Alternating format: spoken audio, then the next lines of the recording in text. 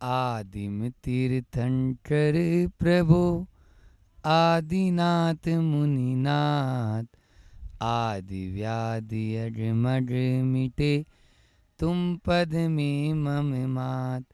चरण शरण है आपके तारण तरण जिहाज, भवदधि तट तट ले चलो करुणा कर जिन्हें राज। बोले आदिम तीर्थंकर आदिनाथ भगवान की। परम उपकारी संत शिरोमणि आचार्य गुरु और विद्यासागर जी महामुनिराज की। परम पूज्य मुनि श्री 108 दुर्लभ सागर जी महाराज की। गुरु के चरणों में शिष्य साधनारत था। वर्षों हो गए, लेकिन उसे अभी जिस बोधि या जिस विवेक या जिस ज्ञान की उपलब्धि वह करना चाहता था वो अभी हुई नहीं। एक दिन अपने गुरु से वह शिकायत करने लगा कि गुरु, मेरी धर्म के प्रति रुचि है, धर्म के प्रति श्रद्धा है, फिर भी मुझे ज्ञान की प्राप्ति क्यों नहीं हो रही।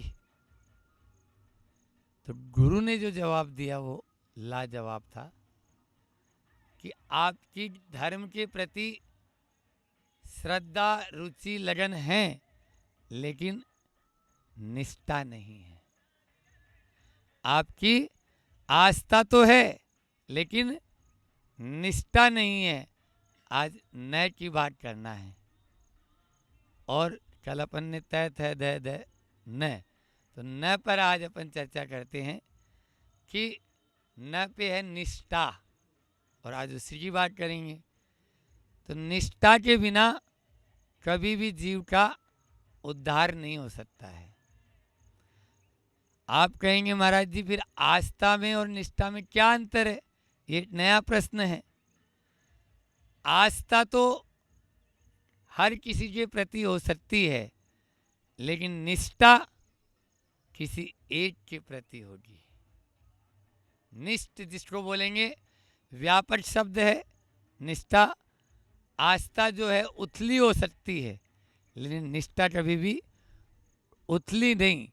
वह जब आस्था गहरा जाती है तब निष्ठा की ओर जाती है।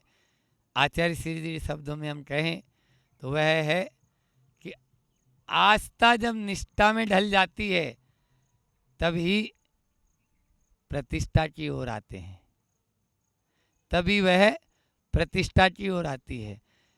प्रतिमाएं होती है, अभी अपन साथ में श्री जी चल रहे हैं, बाजना में संस्कार हुए थे, तो प्रतिमा में हो गई प्रतिष्ठा आदिनाथ भगवान की या मुनि सूरतनाथ भगवान की। आप भजन तो गाते हैं, लेकिन वो प्रतिष्ठा कब हुई?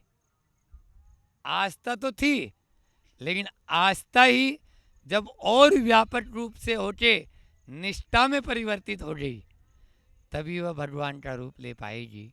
हमें भी भगवान बनना है तो उस निष्ठा को जागृत करना पड़ेगा, और वह निष्ठा 4 बिंदुओं पर अपन चर्चा करें तो समाहित हो जाएगी।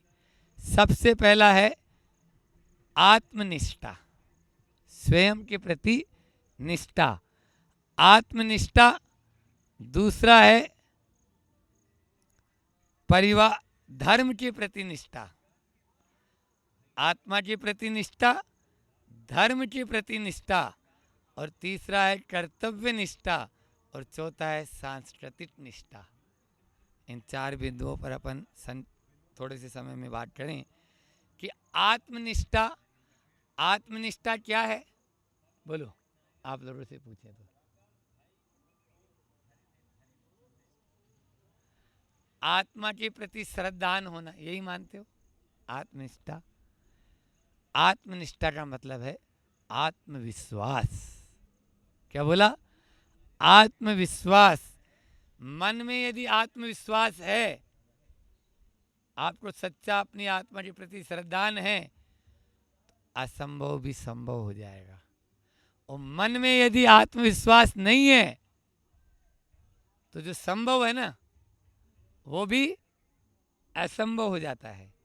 इसलिए भले ही आप लोग स्त्री पर्याय में हैं, लेकिन स्त्री पर्याय में होने के बाद में भी मन के प्रति, आत्मा के प्रति निष्ठा होना जरूरी है। मैंने पहले भी कई बार उदाहरण दिया, आज फिर दे दूं क्योंकि आप लोग यहाँ पे बच्चियाँ बैठी हुई हैं।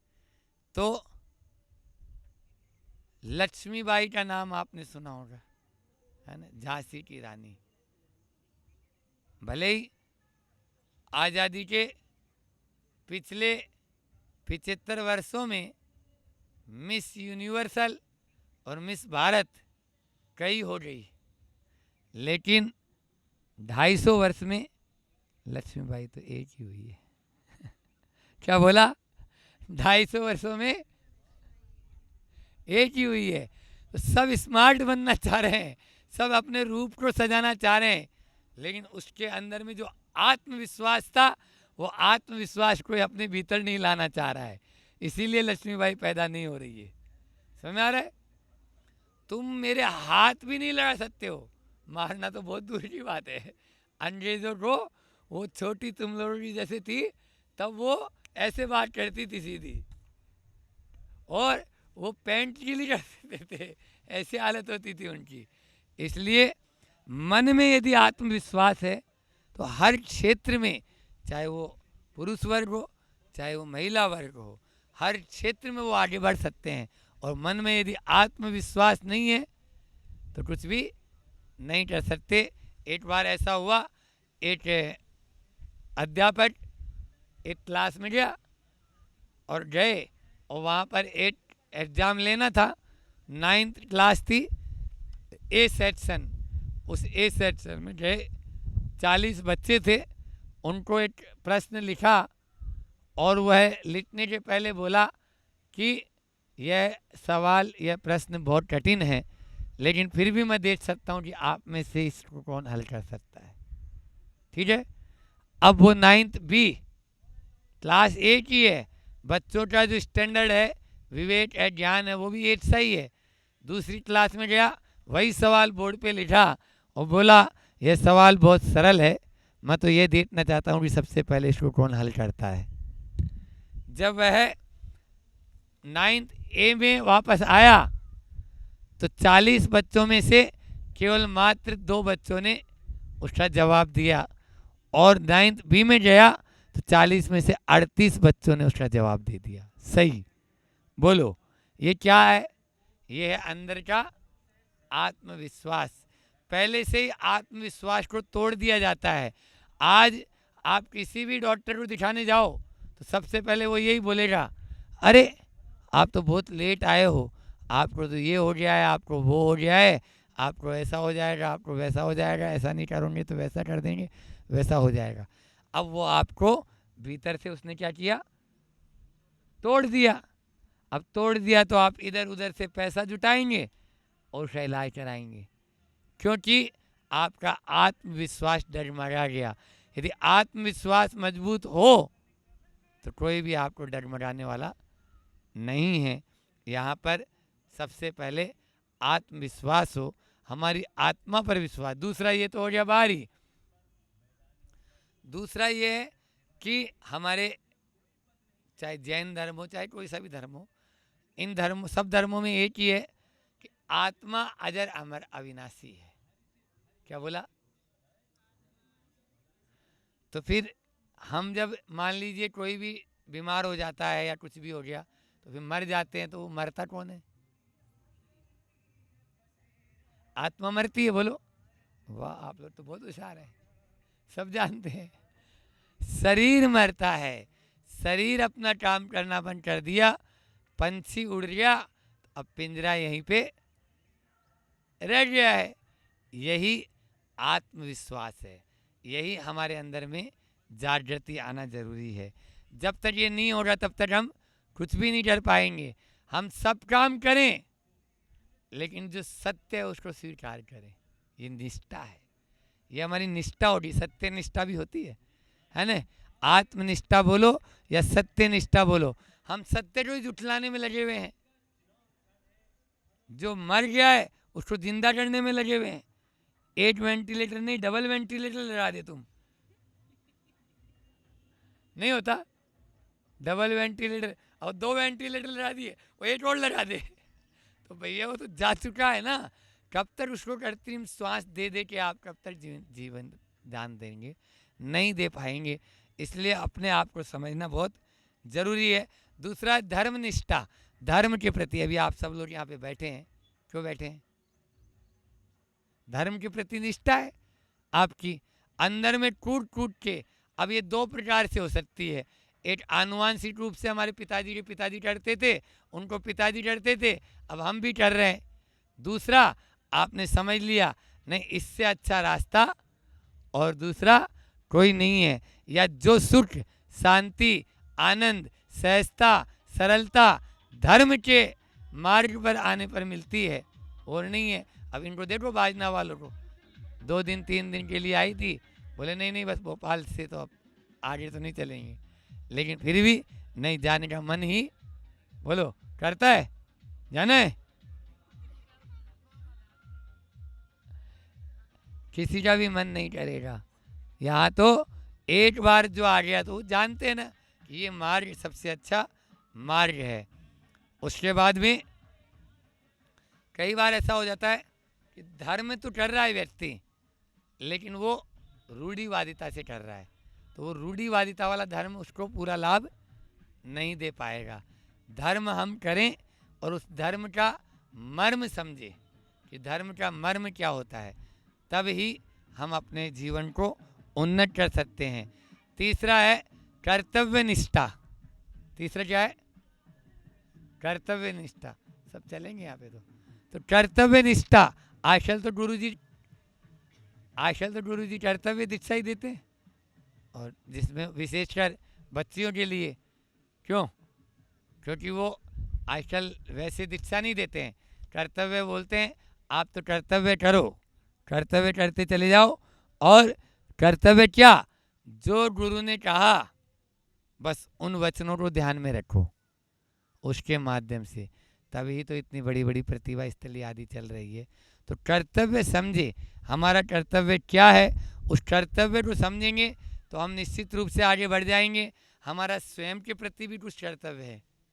हमारा अपने आश्रित जो है, दुबे जी बैठे हैं, हाँ, अपने आश्रित जो है, घोड़ा घास से यारी करेगा तो क्या खाएगा? होता है। तो इसी प्रकार से जो अपने आश्रित है, अपने परिवार का जो हम पालन कर रहे हैं, उनके प्रति भी कुछ कर्तव्य है या नहीं है? उसके साथ में ही समाज के प्रति, तो स्वयं के प्रति, स्वजन के प्रति, समाज के प्रति जो हमारा कर्तव्य है उसको न भूलें। आज उसको भूल चुके हैं। हम अपना ही कर्तव्य नहीं जान पा रहे हैं। हम क्यों खा रहे हैं, कोई पता है आपको? बोलो। कुछ लोग होते हैं जो खाने के लिए जीते हैं, और कुछ लोग होते हैं जो जीने के लिए खाते हैं। बोलो। ये शरीर रहेगा तो मैं साधना कर पाऊंगा नहीं। इस शरीर को वेतन देना जरूरी है या नहीं है? जरूरी है। हम देते हैं नहीं देते? हम जाते हैं तो एक एक ग्लास इसीलिए लेते हैं कि नहीं एक अंजलि और ले लें, एक ग्लास और ले लें। इतना लंबा लंबा बिहार अपन कर रहे हैं, तो एक एक अंजलि अभी हमारे लिए, जैसे वो बोलते हैं ना, लास्ट बॉल में मान लीजिए एक ही बॉल हो और 8 रन बनाना है, तो क्या करेंगे? क्या करेंगे बोलो? इसी प्रकार से हमारा अभी एक एक ग्लास कीमती है, नहीं कीमती है? आप लोग भी जान रहे हैं। तो लेकिन वो कब? शरीर माध्यम खलु धर्म साधनम। अपन धर्म की साधना करने के लिए अपन को शरीर को चलाना है। तो स्वयं के प्रति सबसे पहले हमारा क्या कर्तव्य है, ये नहीं जान पा रहे। खान पान, आचार विचार, व्यवहार हमारा कैसा होना चाहिए, इस चीज़ को हम समझ ही नहीं पा रहे हैं। और इसको नहीं समझ पा रहे, इसीलिए हमारी दुर्दशा हो जाती है। जब हमारी दुर्दशा हो जाती है तो हमारी दुर्दशा है तो हमारे परिवार को क्या संभाल पाएंगे? इसलिए स्वस्थ रहना है तो सबसे पहले स्वयं के प्रति कर्तव्य को जानना होगा। स्वयं समझ में आई? फिर उसके बाद में स्वजन, स्वजन के प्रति अपने जो लोग हैं, उनके प्रति हमारा क्या कर्तव्य है, ये नहीं जान पा रहे हैं। आदमी केवल नोट छापने की मशीन बना हुआ है। क्या बना है? नोट छापने की मशीन। क्या यह नोट छापने की मशीन से आदमी आगे बढ़ सकता है? बोलो। हाँ, बड़ा आदमी तो बन जाएगा, लेकिन भला आदमी, बोलो परी, नहीं बन पाएगा ना, नहीं बन पाएगा। इसलिए बड़ा आदमी बनना तो सरल है, लेकिन भला आदमी बनना बहुत कठिन है। ऐसा हुआ, एक व्यक्ति था, तो वो अपने घर पे सवेरे जल्दी जाता था फैक्ट्री, और रात में लेट आता था। क्यों? क्योंकि पैसा कमाने में व्यस्त था। एक दिन बेटे ने कहा, पिताजी आज थोड़ा जल्दी आ जाना, क्योंकि आज मेरा जन्मदिन है, और आते समय मिठाई का डब्बा लिया ना, मिठाई लिया ना। तो हाँ बेटा, आज ज़रूर मैं समय पे आ जाऊंगा। लेकिन पिताजी तो पिताजी हैं, अब बस गए तो ऐसे कार्य में व्यस्त, भूल गए। अब भूल गए तो 8 बजे का टाइम था। अब इधर बेटा इंतजार में 9 बज गए, 10 बज गए, 11 बज गए, सोया नहीं। पिताजी आएंगे, मेरे लिए मिठाई का डब्बा लाएंगे, और ज़रूर आएंगे। अब आए तो 11 बजे जब आए तो एक तो आंखें इंतजार में फूल चुकी थी, सूज चुकी थी।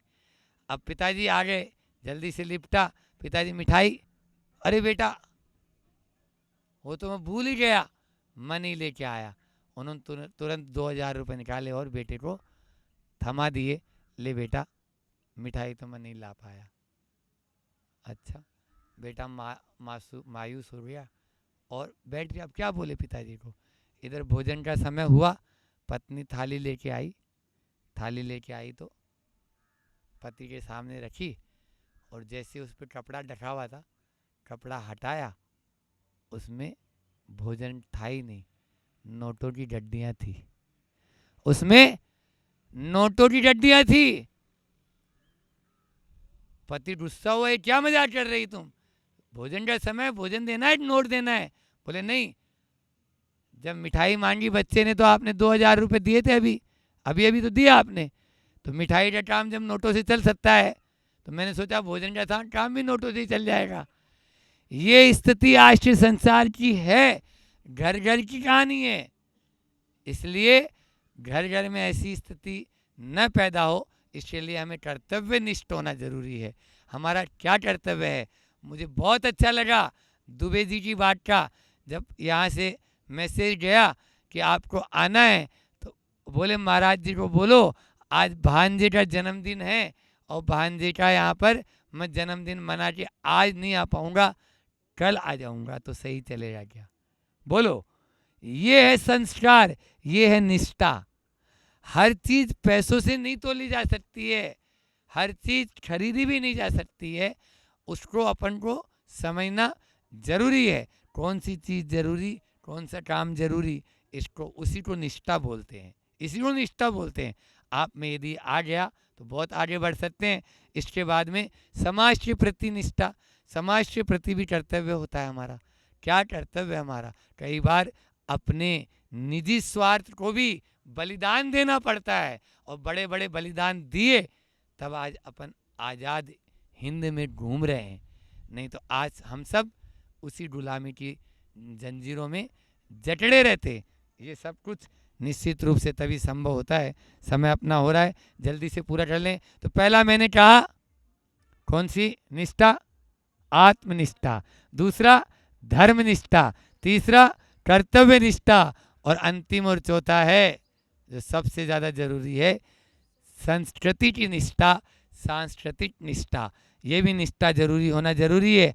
यदि हम संस्कार संस्कृति के प्रति निष्ठ नहीं होंगे तो हम अपनी संस्कृति को बचा नहीं पाएंगे।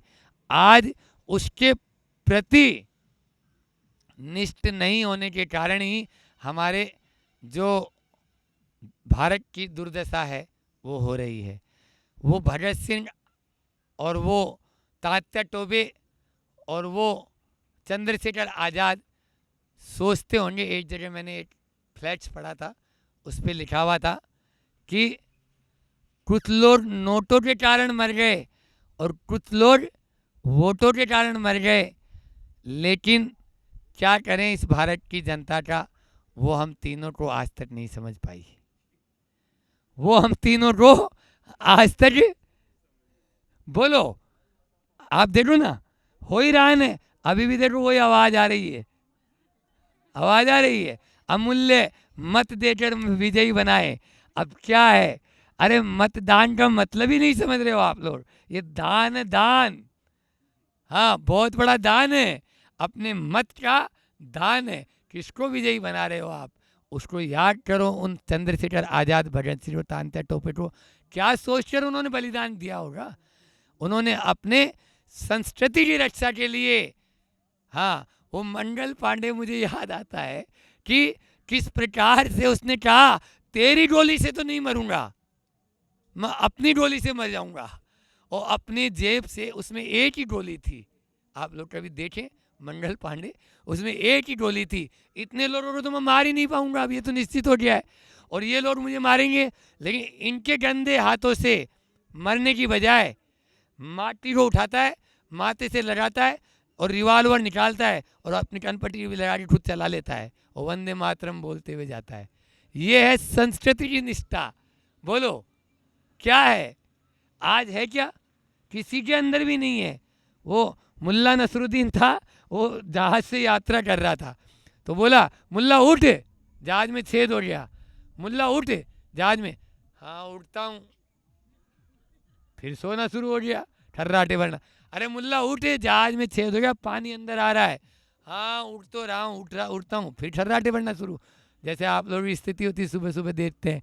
अब फिर वापस वो ठर्राटे, अरे पूरी नाव में पानी भर गया, डूबने वाली है। तो अब के मुल्ला उठा और बोलता, क्या जहाज मेरे बाप का है क्या, डूबता है तो डूबने दो। क्या बोला उसने, जहाज मेरे बाप का तो है नहीं, तो डूबता है तो। आज के इस भारतवासियों की यही दुर्दशा होती है। भारत में, भारत क्या मेरे पिताजी का है, या भारत माता क्या मेरी माता है, ये जब मन में आ चुका है तो कौन इसकी रक्षा करेगा। बोलो, इसकी रक्षा तो हम तब करें जब हमारे अंदर में संस्कृति के प्रति, एक एक कण के प्रति, नहीं हमारे संस्कार ऐसे है ही नहीं, तब जाकर फिर देखो भारत वापस से बहुत उच्च स्थान पर पहुंच जाएगा, विश्व गुरु बन जाएगा। इसलिए संस्कृति की रक्षा करना है तो आचार्य श्री जी कहते हैं कि इतिहास पढ़ो, इतिहास पढ़ेंगे तो हम अपने संस्कारों को जान पाएंगे और फिर आपके अंदर में खून खोलने लगेगा। लुटेरे अंग्रेज, क्या सोने की चिड़िया और लुटेरे अंग्रेज, आचार्य श्री जी जिसको बहुत लाइक करते हैं, और भारत में गरीबी और अंग्रेजी शासन, इन पुस्तकों को पढ़ने पर ऐसा लगता है अंदर से खोल उठता है। वो लोग जो है ना, उन लोगों को आप लोग तो यानी अपन लोग तो उतनी यातना सहन ही नहीं कर सकते। मतलब अच्छे गरम गरम कड़ाह की तरह नरकों में जो वेदना होती है वो जीते जी उन्होंने सहन की, लेकिन वो कभी भी ये नहीं बोले कि तुम वंदे मातरम मैं नहीं बोल सकता हूँ, तुम मुझे मारना। और मारते नहीं थे वो, सबसे बड़ी समस्या तो ये होती थी, वो मारते नहीं थे, वो तड़पाते थे, और तड़पा तड़पा के वो प्राण लेते थे, लेकिन फिर भी उनके मन में जो निष्ठा होती थी वो और बलवती होती जाती थी। 2 लाइन बोल के अपनी वाणी को विराम देता हूँ, समय भी हो गया है। लक्षण ओजल होने पाए, कदम मिला कर चल। लक्ष्य क्या है, अपना निष्ठा होनी चाहिए, लक्ष्य के प्रति निष्ठा हो। लक्षण ओजल होने पाए, कदम मिला कर चल, मंजिल तेरी पग चूमेगी, आज नहीं तो कल। मंजिल तेरी पग चूमेगी, आज नहीं तो कल। बोलिए अहिंसा परमो धर्म की। जावाणी के ज्ञान ते सूजे लोटा लोट, सो वाणी मस्तक नमु सदा दे तू लुट। हे जिनवाणी भारती तोई जपू दिन रैन, जो तेरा शरणा गए सो पावे सुचैन। देव भजू अरिहंत को गुरु सेवा निर्गन, दया धर्म पालो सदा यही मुझ।